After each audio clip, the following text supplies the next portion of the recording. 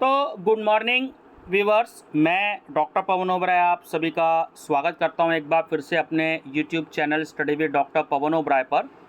तो अभी जो पेपर ख़त्म हुए हैं मई 2024 में, तो ये पेपर मेरे पास में आ चुके हैं। एमकॉम के रेगुलर के हैं, चौधरी चरण सिंह यूनिवर्सिटी मेरठ के। तो सोचा कि कुछ क्वेश्चन पेपर आप लोगों के लिए डिस्कस कर देता हूँ ये मैं। तो सबसे पहले चैनल सब्सक्राइब कर लीजिएगा। जो नए व्यूवर्स हैं मेरे साथ जुड़ रहे हैं study with doctor Pawan Oberoi, channel को सब्सक्राइब कर लीजिएगा। और एमकॉम अनसोल्ड पेपर के नाम से आप लोग प्लेलिस्ट जो है विजिट करिएगा। वहाँ पर आपको बहुत सारे क्वेश्चन पेपर्स आपको सीसीएस यूनिवर्सिटी मेरठ के मिलेंगे डिफरेंट सब्जेक्ट्स के। तो ये पेपर थोड़ा सा बच्चों को टफ लगता है, जीएसटी का और जीएसटी एंड कस्टम लॉ का। पूरे ऑल ओवर इंडिया में ये पेपर है। तो काफ़ी सारे क्वेश्चन पेपर्स आपको मिलेंगे क्योंकि ये पेपर एमकॉम में भी है, एमबीए में भी है, बीबीए में भी है और बीकॉम में भी है। तो आपको 5-6 क्वेश्चन पेपर्स मिलेंगे। तो बीबीए की भी आप प्लेलिस्ट देख सकते हैं और बीकॉम 6 सेमेस्टर की भी प्लेलिस्ट देख सकते हैं और बीबीए अनसोल्ड पेपर के नाम से प्लेलिस्ट आप देख सकते हैं। तो चलिए एक नज़र डालते हैं कि सीसीएस यूनिवर्सिटी मेरठ ने क्या क्या क्वेश्चंस पूछे हैं। आपको आगामी जो फ्यूचर में आपके पेपर्स होंगे उनके लिए काफ़ी हेल्प मिलेगी। तो very short answer type questions में देखते हैं सेक्शन ए में क्या क्या क्वेश्चंस आए। तो नंबर फर्स्ट क्वेश्चन है difference between direct and indirect taxes, प्रत्यक्ष और अप्रत्यक्ष करों के बीच अंतर। Second, will CGST and SGST be levied on imports? क्या आयात पर CGST और SGST लगाया जाएगा? Third, what is the difference between TDS and TCS? TDS और TCS में क्या अंतर है? फोर्थ, डिफाइन सेल्फ असेसमेंट, आत्म मूल्यांकन को परिभाषित करें। Fifth, right a short note on meaning of codes in context of GST. GST के संदर्भ में वस्तुओं के अर्थ पर एक संक्षिप्त टिप्पणी लिखें। तो ये आपके short very short answer type में थे। अब देखते हैं सेक्शन बी में जो शॉर्ट आंसर टाइप क्वेश्चंस थे उसमें क्या क्वेश्चंस थे जिनकी आंसर लिमिट आपकी 200 वर्ड्स पूछी है सीसीएस यूनिवर्सिटी मेरठ ने। तकरीबन इतने ही होते हैं शॉर्ट आंसर टाइम, मतलब 1.5 से 2 पेज।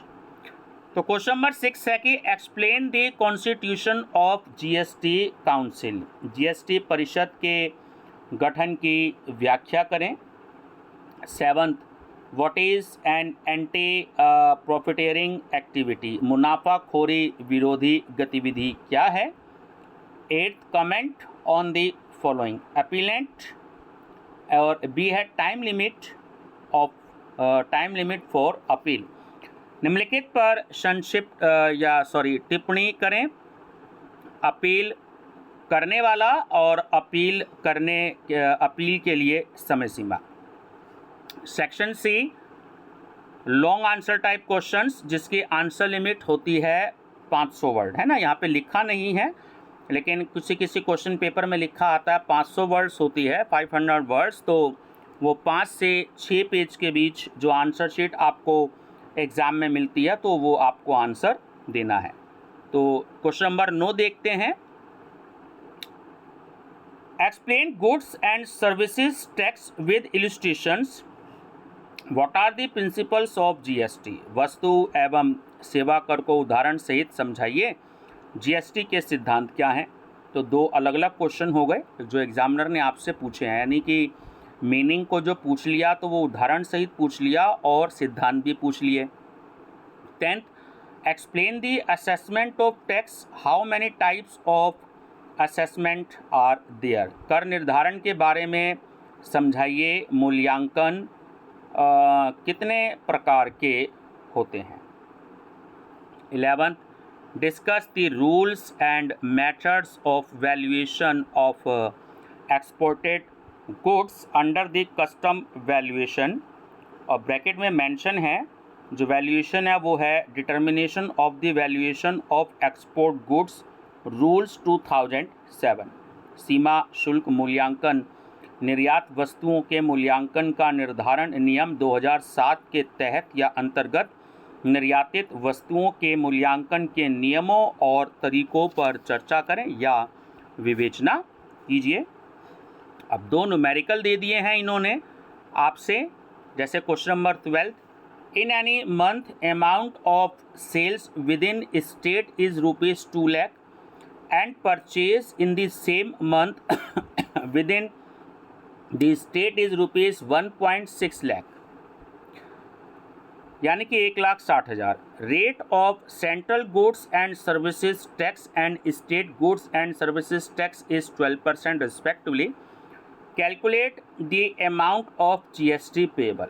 किसी भी महीने में राज्य के भीतर बिक्री की राशि 2 लाख है और राज्य के भीतर उसी महीने में खरीद 1.6 लाख यानी कि 1,60,000 रुपये है, तो केंद्रीय वस्तु एवं सेवा कर और राज्य वस्तु एवं सेवा कर की दर क्रमशः 12% है। दे GST की राशि की गणना करें। तो एक तो ये न्यूमेरिकल हो गया, और उसके अलावा आपका 13 नंबर का न्यूमेरिकल आ गया कि mister Vimal imported some goods from USA for $25,000. Exchange rate is ₹81 per dollar. Following custom duty is leviable, है ना। तो क्या है, A basic custom duty 10%, B IGST payable 12%, C GST compensation cess 15% और D social welfare surcharge 10%। तो calculate total custom duty the IGST and GST compensation cess. Shri Vimal ने America से $25,000 के लिए कुछ सामान आयात किया। विनिमय दर 81 रुपये प्रति डॉलर है, जिसके बाद कस्टम ड्यूटी लगाई जाएगी। तो मूल कस्टम ड्यूटी 10%, IGST देय 12%, GST मुआवजा उपकर यानी कि जो आपका कंपनसेशन सेस है वो 15% है, सामाजिक कल्याण अधिभार 10% है। तो आपको कुल सीमा शुल्क IGST और GST उपकर की गणना आपको करनी है। ठीक है व्यूवर्स, तो ये 2 न्यूमेरिकल हैं। अगर कभी मौका मिला तो आपको सॉल्व करके भी इनके आंसर मैं बता दूंगा। ठीक है व्यूवर्स, तो 5-6 क्वेश्चन पेपर मैंने अपलोड कर रखे हैं, रेगुलर के भी और प्राइवेट के भी। मैं फिर से बता दूं कि सिलेबस रेगुलर और प्राइवेट का दोनों का सेम होता है, केवल क्वेश्चन पेपर के पैटर्न में अंतर होता है। रेगुलर में इस तरीके से पेपर आता है, पार्ट ए पार्ट यानी कि section A, section B, section C, और प्राइवेट में 10 क्वेश्चन आते हैं और जो है 5 करने होते हैं। तो सिलेबस सेम होता है, तो इसलिए प्राइवेट रेगुलर वाले आप बच्चे सभी क्वेश्चन पेपर देख सकते हैं, आपको काफ़ी हेल्प मिलेगी। बाकी thank you, best of luck. Video को अपने दोस्तों को जरूर शेयर कर दीजिएगा। Thank you.